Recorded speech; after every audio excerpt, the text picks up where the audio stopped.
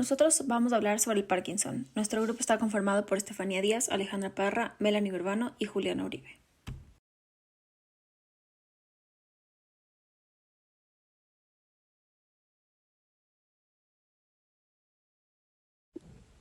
El Parkinson consiste en la degeneración de neuronas especializadas en la producción de dopamina, las cuales se ubican en el mesencéfalo y proyectan el núcleo estriado. De esta forma se provoca un cambio en el circuito de los núcleos basales, dando como resultado síntomas motores. Existen 5 tipos de estadios. El primero es el leve, el cual tiene síntomas característicos como un cambio en la postura y aparece el temblor en reposo, y su inicio aparece en la zona distal de un lado del cuerpo. En segundo lugar, tenemos el moderado, que aparece la hipocinesia con movimientos mucho más lentos, parpadeos y expresiones con las manos, y se ve disminuido el movimiento en el ajuste postural. El estadio 3, que es moderado a severo, tiene movimientos más lentos en general, disminución de la actividad motora y con frecuencia hay dificultad o demora para iniciar un movimiento. El estadio 4, que es severo, significa la incapacidad o la invalidez, lo cual no es capaz de virarse solo y tampoco hay un incremento de temblor. Sin embargo, la rigidez y la hipocinesia aumentan considerablemente. Finalmente, el estadio 5 es la invalidez total. Esto afecta a las habilidades motoras y si llega a sobrevivir lo suficiente, llega al estado completo de invalidez, lo cual se refiere a que se mantiene confinado en una cama o en una silla con una severa hipocinesia o rigidez.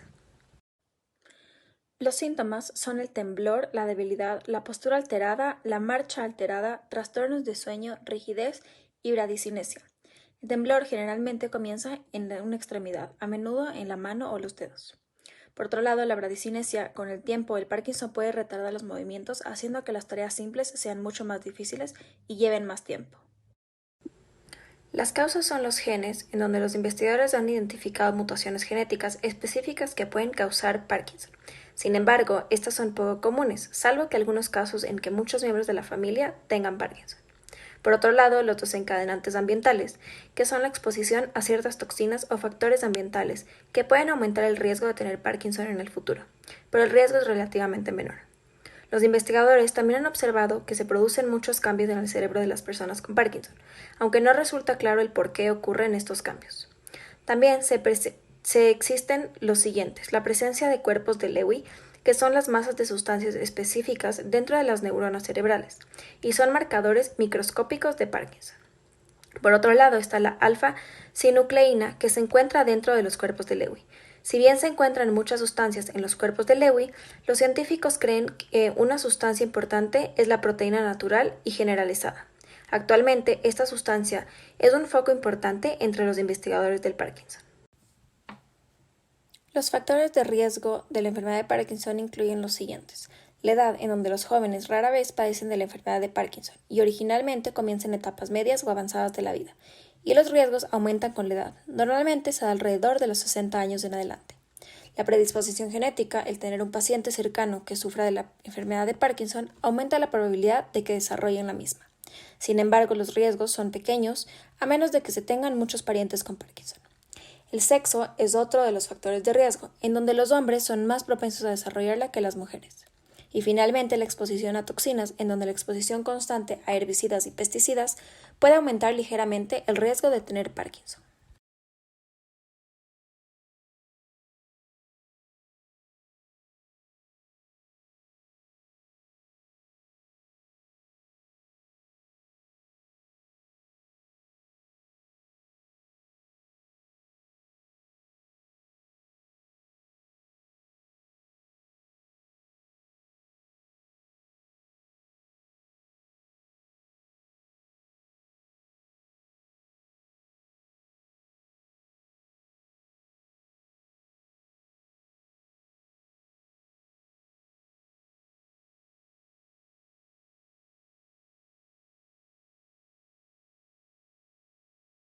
Complicaciones. La enfermedad de Parkinson a menudo está acompañada de estos problemas adicionales, que pueden tratarse de dificultad para pensar. Es posible tener problemas cognitivos como la demencia y dificultad para pensar, y esto suele suceder en las etapas más avanzadas del Parkinson, y tales problemas cognitivos no suelen responder a los medicamentos. También puede existir depresión y otros cambios emocionales, esto en las en las primeras etapas y el tratamiento para la depresión puede facilitar la forma de lidiar con las otras dificultades ocasionadas por el Parkinson. También existen problemas para tragar y estos se pueden dar a medida que evoluciona la enfermedad. La saliva puede acumularse en la boca a causa de la forma lenta de tragar y así se produce el babeo. También existen problemas para masticar y comer. En la enfermedad de Parkinson en las etapas avanzadas afecta a los músculos de la boca, por lo cual se dificulta la masticación, y esto puede ocasionar atragantamientos y desnutrición. También están los problemas para dormir y trastornos del sueño.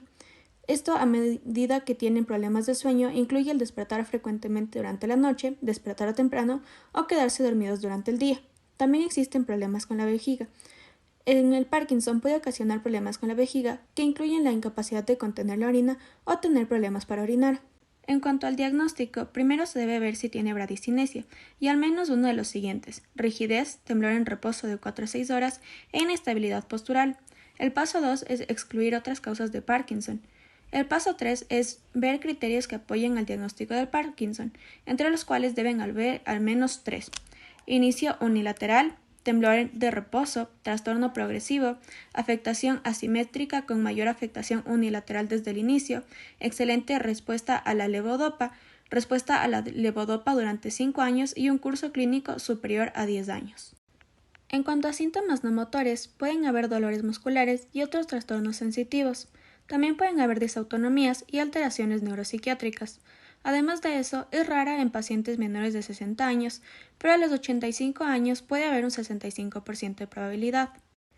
En cuanto a cómo funciona en el cerebro, las neuronas utilizan un químico cerebral llamado dopamina para ayudar a controlar el movimiento muscular. Cuando se presenta el mal del Parkinson, las neuronas que producen dopamina mueren lentamente, y sin esta, las células que controlan el movimiento no pueden enviar mensajes apropiados a los músculos, por lo que hace que sea difícil controlarlos. Además, este daño empeora lentamente con el tiempo. Un dato curioso es que nadie sabe exactamente por qué estas neuronas se desgastan. Tratamientos farmacológicos. Medicamentos únicos que se han estudiado para los efectos de los neuroprotectores. Antioxidantes alfa, tocoferol, vitamina E, seligilina, que es el inhibidor del MAO, levodopa, que es el fármaco más eficaz para combatir los trastornos motores de la enfermedad del Parkinson. Dosis bastante bajas durante los primeros años del tratamiento, con frecuencia se encuentran complicaciones motoras. Alteraciones neuropsiquiátricas. Aproximadamente el 20% de los pacientes con Parkinson presentan complicaciones psiquiátricas inducidas por la levodopa. Las alucinaciones visuales son el efecto secundario neuropsiquiátrico observado con mayor frecuencia en el tratamiento del Parkinson. También se ha escrito, entre otros, desilusiones, trastornos afectivos, trastornos de conducta sexual, cuadros confusionales, trastornos del sueño, aunque substrato neuroquímico y neuropatológico de este trastorno no está aclarado. Fundamentalmente ha sido implicados mecanismos de dopaminérgicos y serotoninérgicos. El tratamiento psicológico para una persona con Parkinson debe ser un poco más personalizado y enfocarse en qué es lo que el paciente debe reforzar. Se habla que el tratamiento psicológico se ayudará con las dificultades emocionales, cognitivas y sociales, y sobre todo que el paciente logre aceptar que no por padecer significa que su vida acaba o que no puede seguir realizando las actividades que ha hecho con mucho gusto. Recomendaciones de prevención. Entre los factores que existen para la prevención del Parkinson se destaca el ejercicio como puede ser el Tai Chi, Pilates y Yoga, entre otros, puesto que contienen efectos neuroprotectores que ayudan a reducir el riesgo de desarrollo del Parkinson o ralentizar la progresión de las neurodegeneraciones. Otro factor preventivo para evitar el desarrollo del Parkinson es el evitar la exposición de las personas a pesticidas o metales pesados como cobre, plomo, pues estos aumentan la probabilidad del 8,1 en pesticidas y el 3,9 en metales pesados en desarrollar Parkinson. Finalmente, a pesar de que existen estudios que indican que el consumo del tabaco, nicotina, café y cafeína ayuda a reducir el riesgo del desarrollo o ralentizar la enfermedad del Parkinson, aún existen muchos estudios contradictorios, por lo que se recomienda evitar dicha recomendación.